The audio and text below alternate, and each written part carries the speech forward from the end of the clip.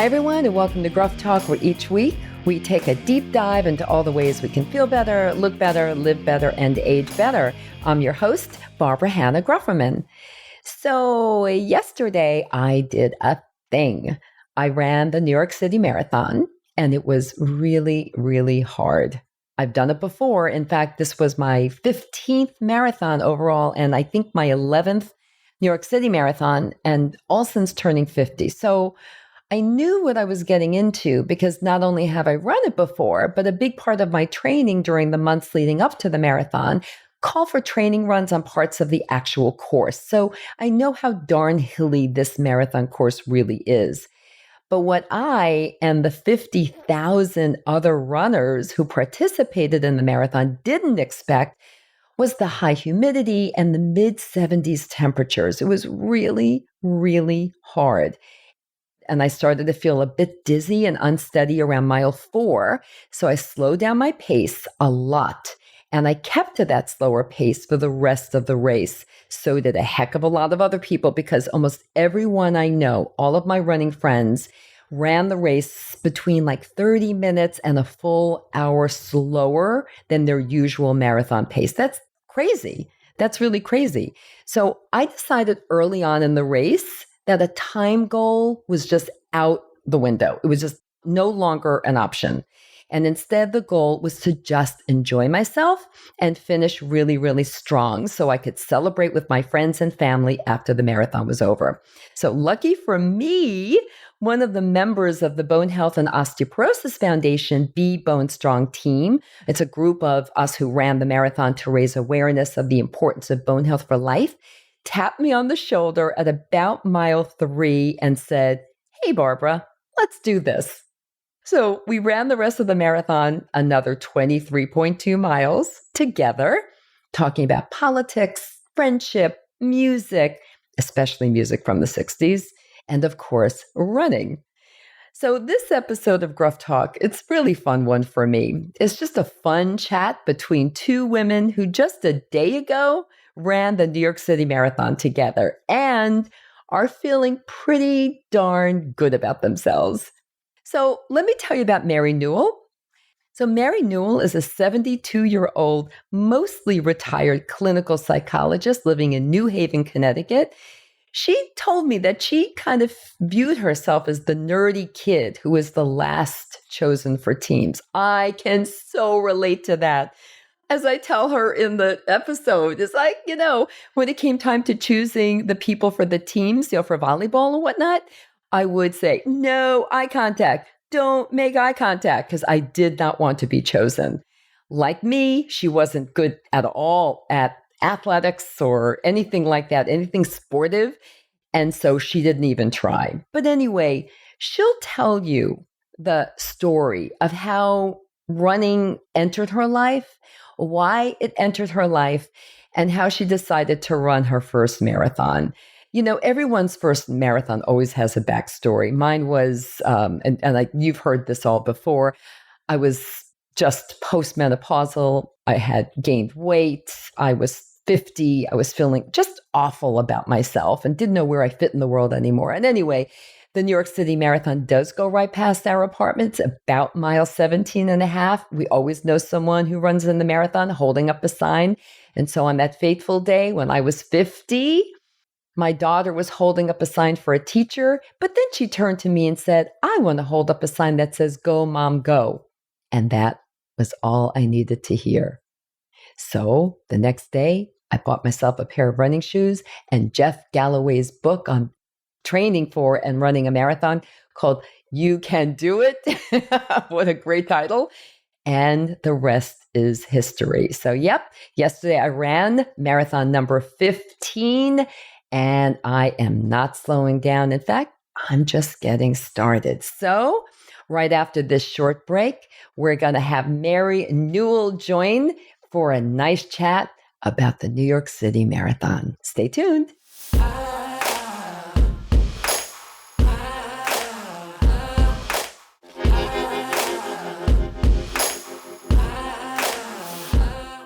Hello, Mary, and welcome to Gruff Talk. How are you? Oh, God. Oh, that says a lot. Oh my Can you gosh, I believe know. we ran the New York City Marathon yesterday in over what was it, like 76, 77? Oh yeah, it was And the humidity was equally that high, and it was just, higher. It was even higher. It was it it was was it was like, awful. yeah, it was like running through soup. Yes. I mean, really like running through a swampy soup. That's how Mhm. I was thinking about it. And Mary, I mean, we're going to get into the details here, but I mean, it was hard, right? I don't know about you, but every single one of my running friends who did run the marathon yesterday, and most of them did, and many of them have run it before. It Uh-huh. wasn't even their first one.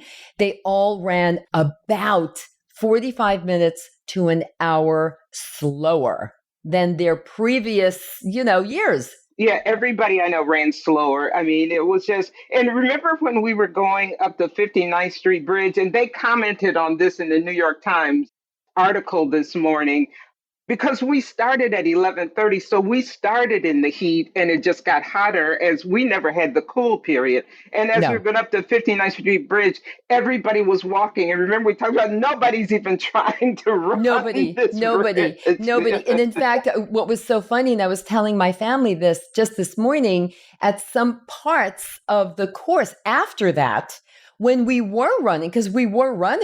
were running and walking, but nobody was running at that point, and they were cheering us on so much because Because we we were were the running. only we were the only people running. It was like so bizarre.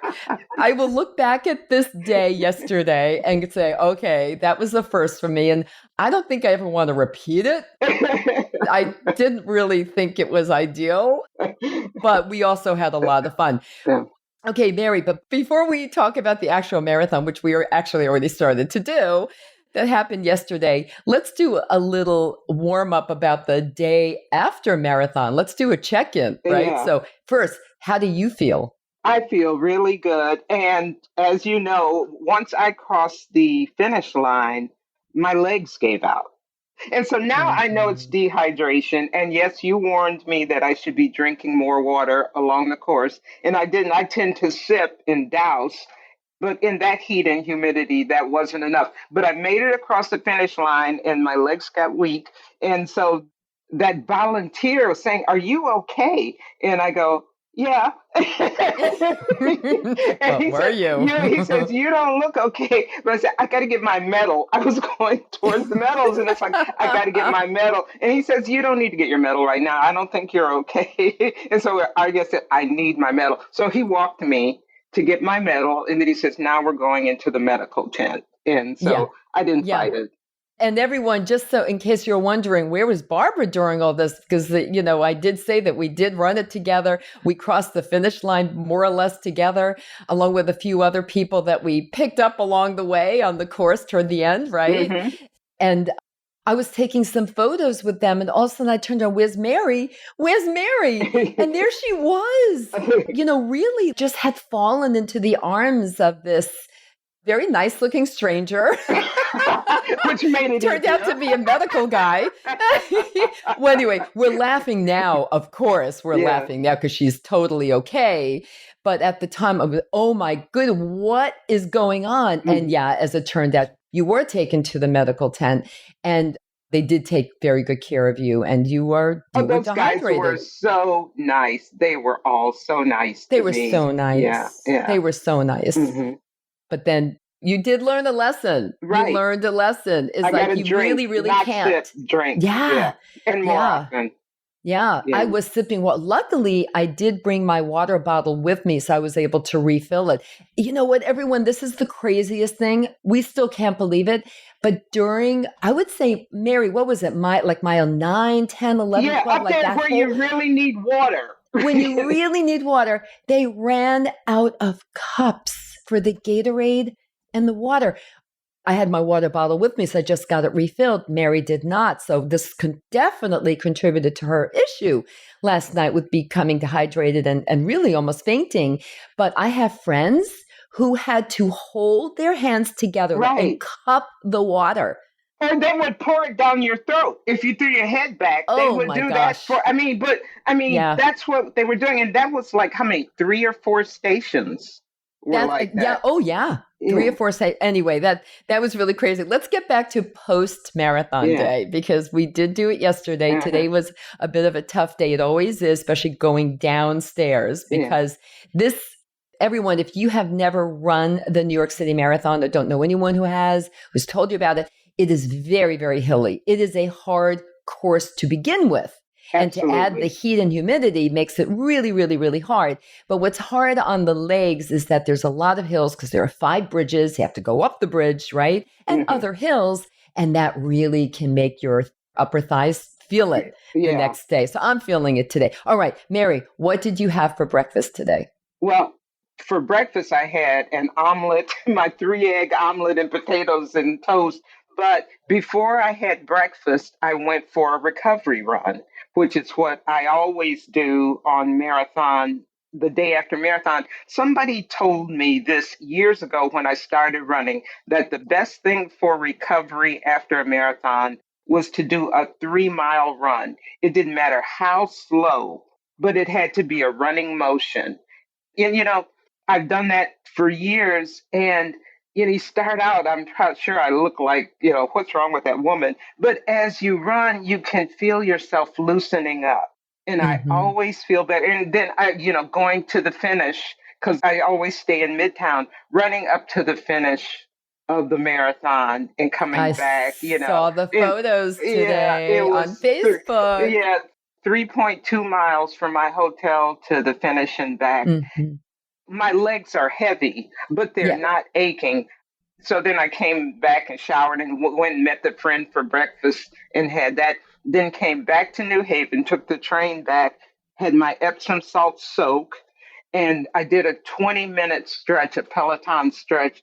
And as I'm stretching, remember I had the piriformis sciatic nerve hamstring thing that kind of slowed down my training the last Yeah. couple of weeks. I Yep. don't feel any of that. And so yesterday, with all that heat and everything, what I was anticipating was that maybe that was going to start to act up. It never did. Everything is fine with that. Oh, that's really good. And I think that the reason is because not only do you train a lot, like you run a lot, but also you do strength training, Hmm. right? A lot. And Yes, you do a lot. stretching and you Right. do yoga. And like you're doing all of these things for your body, which I think is helping to keep it limber and Hmm. very strong. Yeah. I'm hoping. I too, just so you know, I thought, oh, wow, when's the last time I ran a marathon? I mean, I did run a 30-mile training run Hmm. 3 weeks ago, but it was a very slow one and it didn't have a lot of hills. So I thought, this is when my arthritic knee is really going to act up. And luckily, no, nothing. I mean, really, the only thing is the normal kind of post marathon achiness in Hmm. my thighs. And I'm tired, of Hmm. course, but I think we're both feeling very fortunate Right. today, Well, right? That and our, Mhm. I think the thing was because we didn't run hard. We just took it at a very easy pace, walked a lot, and it was fine. Yeah, it really, really was fun. I didn't see a lot of people on the course. I saw the another New York Times article about all the people who are wearing outrageous outfits, as many people do, Hmm. but I didn't personally see any. Did you see any people who were like dressed really like outrageously or interestingly? And we saw some guys wearing tutus, but did anything that like maybe I missed? Did you see anything fun out there? No, I didn't. But where in the past I've seen the most costumes was when we were in the Stark Village. And we didn't spend that much time because we took the ferry over. So we Yeah. weren't in the Stark Village very long, as opposed to in the past, I've taken the bus. And so I'm there for like 3, 4 hours before it starts. Yeah. I walk around and see people and take pictures and that. The only costume that I thought was kind of flamboyant was as we were in the park. Did you see that lady? And I got a picture with that gold fan skirt that she was kind of like a Carmen Miranda type woman. She had an Oh yeah, elaborate you took headdress. that photo. Yeah, I got that Yes. picture. That was the most outlandish costume I saw. Right, but she wasn't running. She was just Right. on She was the, just, she yeah, was a that's right. You're right. spectator. You're right. She was Yeah, just but on it. that was a good one. No, that was a Yeah. good one. Yeah, we definitely stopped and took that photo. Yeah. And then of course, we took a lot of great photos together Yes. Yes. in every borough with the firefighters, Some cute ones. New York's bravest, as we Yeah. call them, and then a couple of police officers, New York's Yeah. finest. I think I have those right. Yeah, and then some random people, but yeah, And random people we holding got a great lot of signs. good shots. We got a lot of good shots, Yeah, we and just that's what. had fun. Yeah, we had. I mean, if you can call running 26.2 miles in that heat and humidity in New York City fun, we had the best time. Yeah. And what did you say to me? You said that we were solving the world's problems, right? As along the way, we talked politics. We talked the state of the economy. We talked about some ideas of how to fix it. Yeah. Right? We talked all kinds of stuff. And of course, we talked about music. And Yeah. of course, we talked the about the music. best music, which was in Yeah. the 60s Yeah. But the point you and made, 70s. yeah, the point you made yesterday was so true. How often do you get to spend 6 hours with a person Mm-hmm. talking, just talking? Yep. I mean, we had 6 hours together running the marathon, getting to know each other better, and solving the world's problems. And we've come up with that everybody needs a training plan and they need to implement.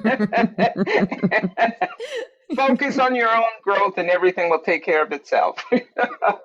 Yeah, one thing I have to point out about you, which was really the difference between you and me, and I'm normally such a positive person. It's like, no, we're okay, we're good. And I did feel that way the whole time. But a few times I just would comment to you, hey, Mary, doesn't it feel like a little more humid even like than it was an hour ago? And then I think your reaction was first there was like as we say, a pregnant pause. It was just quiet. And then you said, I'm just not focusing on that. And I said, you're right. I'm not either. That's it. I'm not going to mention the word humidity ever again. Not happening. But and I'm sure you have too, you run in all kinds of conditions, cold, heat, so it's a fact. Okay, it's hot. You don't have to say it again. It's humid. Okay. It's cold. Right. Yeah. But to keep saying it's cold, I mean, why? What's that going to do for you? Yeah. I know. That was the last time, if you recall. I think it was like mile, I don't know, 20. It was over the bridge. It was over the bridge. Yeah. And I think I said, okay, I'm never going to say it again. And I didn't. And I didn't, by golly, until just now. So, okay.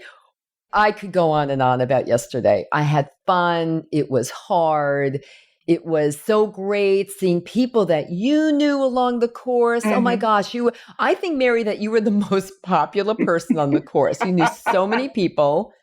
And then when we got to my corner with my neighbors and my family and my cousin from Germany and my husband and my daughters, who, by the way, I just want to, did I tell you yet that she did run a 3-hour, 25-minute marathon yesterday in that heat and humidity, and she's qualified for Boston. So I'm really, really happy about that. That's the best news. She qualified for Boston on that course yesterday. On that course in that heat. So I just wanted to kind of get that in there. And we celebrated last night with her. But, we could go on and on about yesterday, but I want to talk about you now, specifically you, because you are so motivational and inspiring. And I want people to hear right from you about why you started running and what you were like in your younger years and why this is like the fact that you are out there running marathons, ultra marathons, just doing all of this active living daily. Mm-hmm. You would say probably in your younger years, you would say, no, that's never going to be me. I'm sure that was you. Like, no, a marathon, never happening. Yeah. So tell us, what made you start running? Talk to us. Tell us. Well, it's so interesting. And so I will start with what I was like as a kid. I was not athletic as a kid at all. I have one sister and 3 brothers. My sister was tomboyish. She was not afraid of anything. She would climb trees. She would jump off the garage roof with the guys, all of a sudden. And I was so scared, everything, because I thought my body wouldn't do it. I've been at war with my body for a long time. And, You and a trying to, lot of other people, and including women, of course. yeah, yeah, trying to make my body something it wasn't. And so I was afraid to try any of those things, but I preferred reading. I would get books. I would on weekends, on Saturdays after we did our chores, they would go out to play. I would go down to the Hackley Public Library and spend the afternoon. I loved the library. I loved all of those books, the smell, everything. And I would just browse and read, and then I would come home with a stack of books. My mother was concerned, so you always got your head in a book. That's not good. And she would make me go outside. And for me, that was torture. It was like, oh God, I gotta go out Go out and and play. play was I gotta no, go please, out and mom, play. no. I'll do anything. I'll And you know sweep. what? I'll iron. I would do chores. I would go, well, I need to iron those curtains, or, I would find something. But, so she would sometimes let me do that. But then other times she said, no, you get outside and don't come back until I tell you. I just didn't think I could do it. And then I stopped even trying to do it. I started junior high in '62, and that was the year of the Kennedy, what was his fitness challenge or whatever, that all kids Yeah. had to do the Yeah. 600-yard run walk, how many push ups, how many. And, I failed all of those things. And on the 600-yard dash or whatever, I just kind of drug myself. And that was the attitude I developed. About the outward attitude was like, I can't be bothered with this. I'm too intellectual for that, because didn't think I could do it. But, I struggled with weight, particularly after puberty. And that's where the battle with my body really began. And so I was started diets. My first diet was a boiled egg and grapefruit diet, and I was in junior high school. Boiled egg and grapefruit. Yes, boy, I think it was 9 eggs and a grape, Mm-hmm. something. And I was exercising to Jack LaLanne, because that's what we had at that Of one time. hand, one armed push-up thing, as well as Right. many other things. It Yeah. was so crazy. But and so, I would exercise, and over the years I bought every piece of exercise equipment. I was on every diet. I tried everything, and it just wasn't working. Then fast forward to menopause, where Mm-hmm. the battle with weight really came again. And so, I got into the gym, and I was doing every piece of cardio equipment they had, the recumbent bike. I would power walk on the treadmill. There would be people Did you do around that me. thing? The what is it called? Where like the stepmaster, Oh yeah, the the stairmaster. stairmaster, Did you do all that? of I those. did that too. Oh That was like God, my I did. thing. I would, to be hanging over the bar, but I had to do something, and I never thought of myself as a runner. And where I live in New Haven, a lot of people run. I'm 2 blocks away from East Rock Park, which was developed by Frederick Law Olmsted, who did Central Park. Yeah. Central Yeah. Park is my favorite park. East Of Rock course. Park is my second favorite park.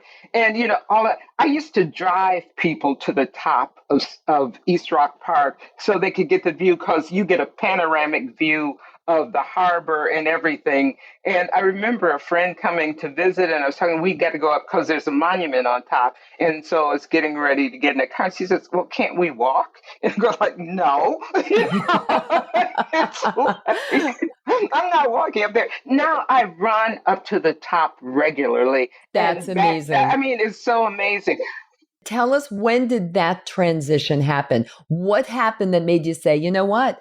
I think I'm going to try running. Okay. Well, it wasn't even a thought. I had done all of the cardio equipment. It was in January. I remember that. So I'm thinking maybe there's some kind of, New Year, do something different, subconscious thing. But I had done all the cardio equipment. And one morning I was power walking on the treadmill. I was going so fast. And for whatever reason, I hit the button to raise the speed a little bit, and I started running.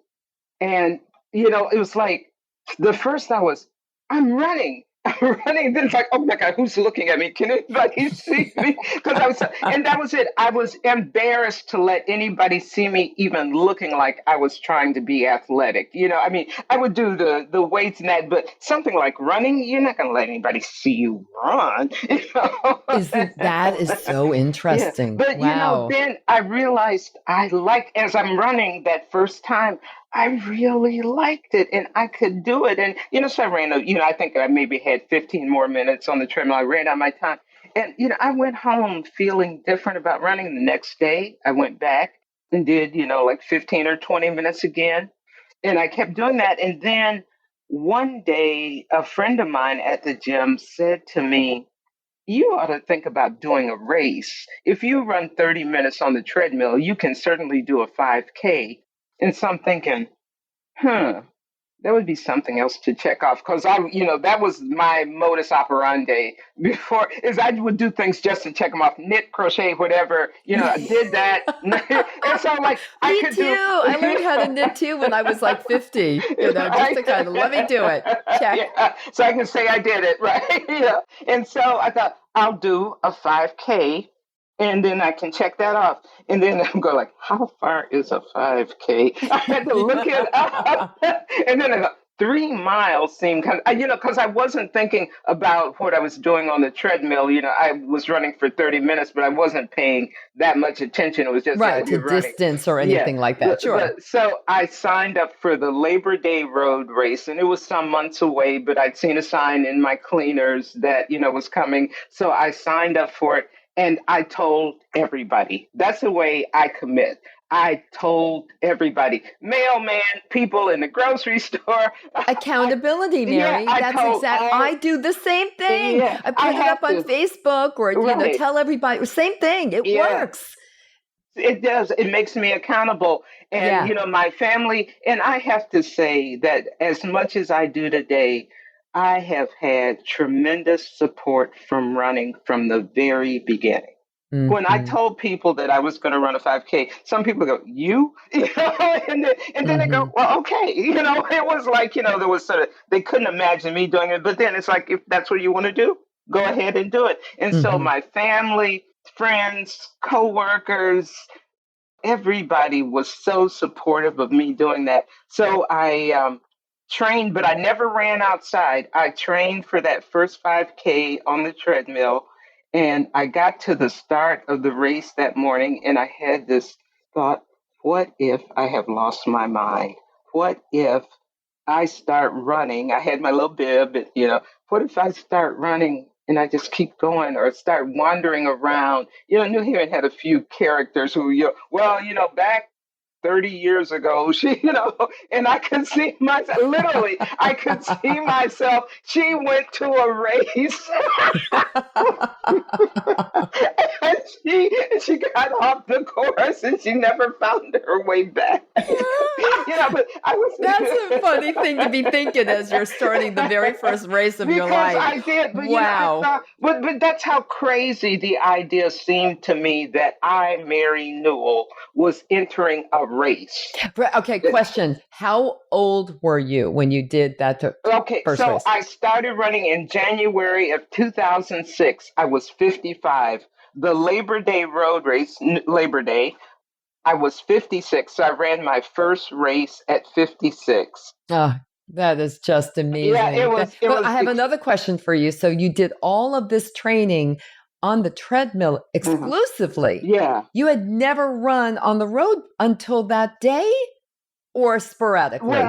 in the past, there was a couple times over the years. I think the first time I was probably in my early 20s, mid 20s, and that was the Gym Fix. That was the first wave of the running thing. And Right, it when it must have was been, really starting to become yeah, popular. Hmm. it was some guy. And so, yeah, I can do it. And, I'd run like one time and I would be so sore. And, I was trying to be tough, so I would have to run fast. And no, I'm fine. And I would be so sore. It's like, well, I can't do it. And then I tried again, maybe 25 years ago. And the same thing. So it's just, I'm not a runner. I cannot do it. And I could argue persuasively why I wasn't a runner. And so there I'm on the start line of a race. But that's what goals should do, though. You should be so afraid that, I mean, that's that, you're on to something. Right. A woman talked to me. She was a nurse. I remember what she did. And I told her it was my first race. And she had recommended this book that would be helpful to me. And it was called The Courage to Start by John Bingham. I put that in my head. And then the race started and I started running. And I forgot that I couldn't run. I just kept. But as it turned out, you could run. I could run, yeah, and I ran the whole time, and it was just like I was in a zone. I just kept, and then as I'm coming up, like, is that the finish? Kind of like we were looking at the signs. Is that the 8 mile sign up there? Is that the finish? Because I hadn't seen the finish. So, and I couldn't believe that I had made it, and that soon. However, so it just seems so sudden. That can't be the finish. That can't. What if it's not the finish? So I'm having this little dialogue. What if it's not the finish? I'm going to look really stupid if you stop running and you still have many miles to go. Wow, isn't it incredible? The stuff that we put that's up in our heads. Brains. That's in our heads. Wow. So I ran a little bit past the finish because I wasn't sure. And somebody said, you can stop now. But you know what? It was the best feeling I had ever had. Oh, crossing that the first one is always the best. It was like, oh my God. I can do this. I did it. I ran a race. Yep. I actually ran a race. And so I got in my car after the race and went to the Barnes and Noble up in North Haven. And they had John Bingham's book, The Courage to Start. And I came home and read. And it was it's the most reassuring book about running. And thank you for that. I'm going to get it from my other daughter because she's not a runner, but she is going to be running the annual turkey trot, a local turkey trot with me. My other daughter wants to run it to win it, that little one. But my other daughter wants me to just run it with her. She wants to test the waters like you did with running. And I will get her that book. I'm going to look for it. And thank you for that. His whole point is if you run, you're a runner. That's it. Period. You don't have to be this fast or have run this many races. If you run, you're a runner. And he talked about going easy and taking your time. And he was an overweight guy who struggled with weight for the longest time and got into running and just, it took off. And so then I became a runner. So yes, my new identity. And then I told everybody that I'm a runner. Mary Newell is a runner, Yeah. Oh, that's so great. When did you run your first marathon? Like, when did you have enough courage to say, I'm going to try to run a marathon? I'm going to train for a marathon. What was it? When was it? And how did that happen? Well, I ran 5Ks almost exclusively. And I want to put in a point here, which I told you, like my third 5K, which was maybe 5 months after I started running, I won a medal. I placed in my age group. And I have placed consistently in my age group, not in the big, I didn't place yesterday in New York and I don't place in Boston, but in local races and that, I always win a medal. Me, who didn't think she could run, but anyway. So I ran 5Ks for the longest time, and I had run one for the Hartford Marathon Foundation. And then I got a notice that if you're comfortable running 5Ks and would like to move up to a 10K, we're trying to put together relay teams for the Hartford Marathon. So if you will want to join us, we'll train you. And so every Saturday, I would go up to Glastonbury, which is about 35 miles from here, and run with this group to run. And I think my leg was like 7 or 8 miles. They weren't even, mine was 7 or 8 miles. And I had the first lap, and that was 2007. Mm-hmm. Just being at the start with all those other marathoners, they were going to go the whole thing. And thought, I wonder if I can do that. I want to do that. And so I started thinking, and I signed up for the Disney World Marathon in January 2009. And as you know, with Disney, you have to sign up like about 9 months Oh, before easily. As soon as it's out there, because it yeah, as soon as closes it's so available quickly. online, Yeah, you've got to yeah, hit that button or else that's it. It's all over. yeah. You've run the Dopey Challenge, right? Yeah, We talked I've about done the that. dope. I've done Goofy and Dopey. So I Goofy ran the and Disney Dopey. World Yep. Marathon. Then I did the Goofy Challenge, which is run a half on Saturday and a full on Sunday. Then I did the Dopey, which is a 5K on Thursday, a 10K on Friday, a half on Saturday, and a full on Sunday. But anyway, so I'm Yep, preparing it's crazy. It's just yeah, yeah, insane. well, I've done I'm a it. I little loved it, crazy. and while I'm doing the marathon, I'm thinking, "What am I insane?" Right? Don't you have that? But like, what are we crazy? And you have to get up at like 2 a.m. because the Right. start is at 4 a.m. so that they can open up all the parks. And then, of course, as soon as my daughter and I were done, we did it together. We said, "Oh, let's do it again next year." Yeah. Yeah, Well, it's so much fun. It's like, so much it's fun. Disney World and I the know. costumes, all the I Mickey know. Mouse people and that. And I'm going to do the princess in February. Oh, But yay! but anyway, just to get back to how I did my first Yep. marathon. So this was going to be January of 2009, and I was starting to get a little, oh my God, it was still 2008 and Obama was running for president and I had joined the Runners for Obama group. And so they came up and it must have been like in July with the idea of using the Chicago Marathon as a fundraiser. Got And it. so There you I was go. all in for Chicago is in your Obama. future. So, I signed up for the Chicago Marathon. Once again, I was so scared getting up to that starting line, like a marathon, 26.2 miles. Yeah.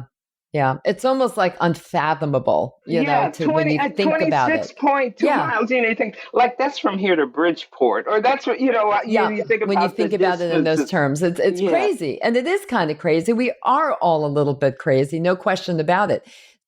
How many marathons have you done so Oh far? God, I You've lost have track, I no, know, I've right? lost track. I just, because I run all the time. The pandemic slowed down everything because there were so few races, but I still managed You to did even get, virtuals, right? yeah, Because I yeah. did some virtual, But yeah. I was even able to get a couple in-person marathons and that during the pandemic. But I've run every distance, anywhere from the 5K to the 100 miler.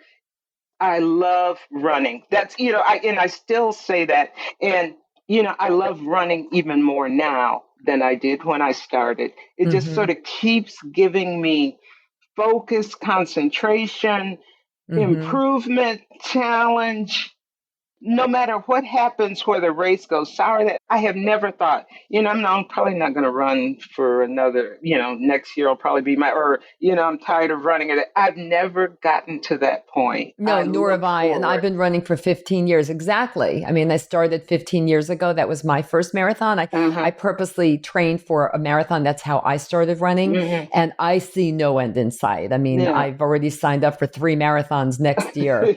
And I'm sure you have signed up for many more Yeah. than that. And why do you think it's so important that people really find something that they love to do that will keep them active?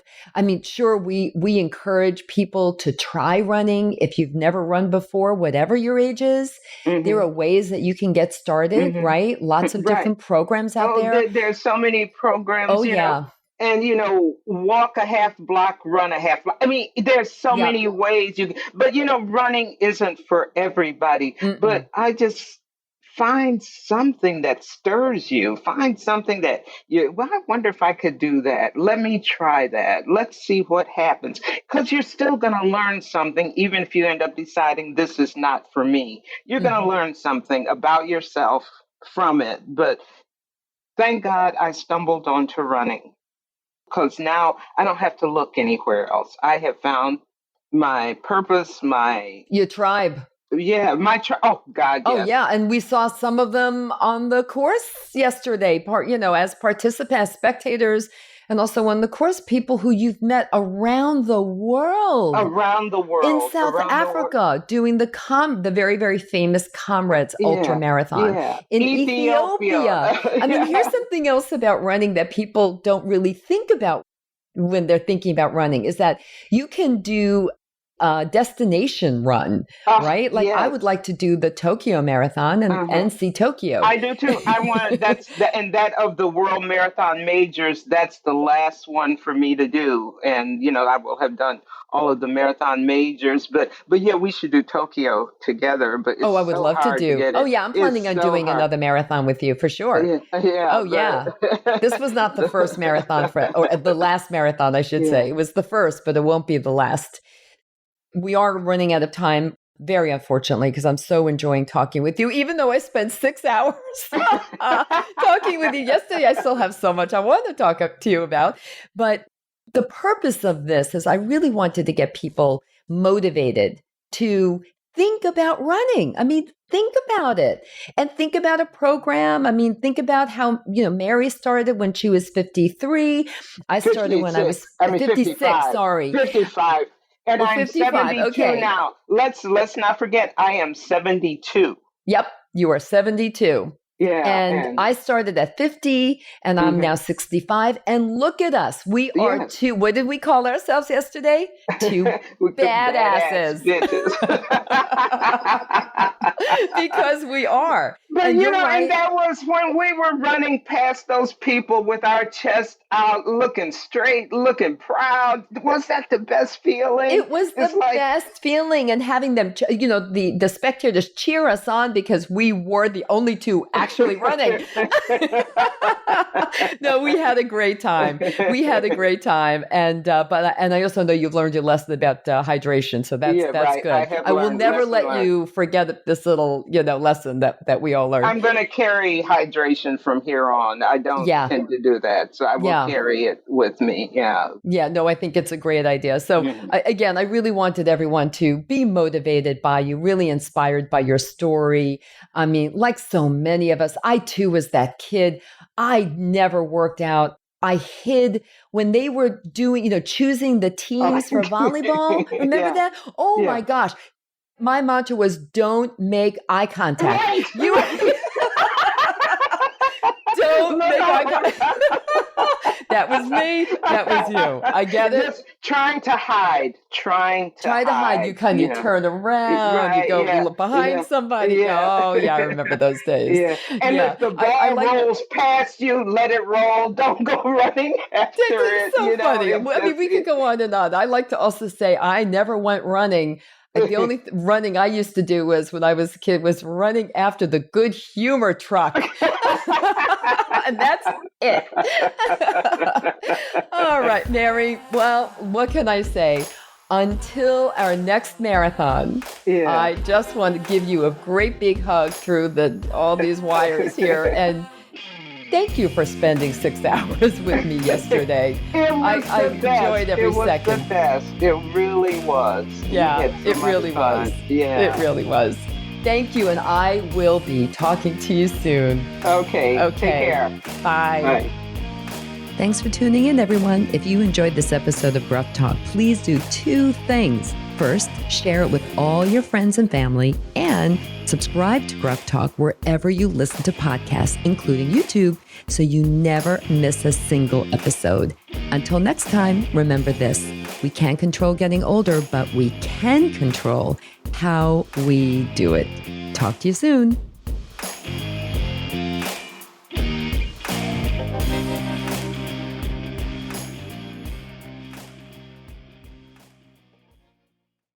Age Better Podcast is a proud member of the Sound Advice Network. Sound Advice, women's voices amplified.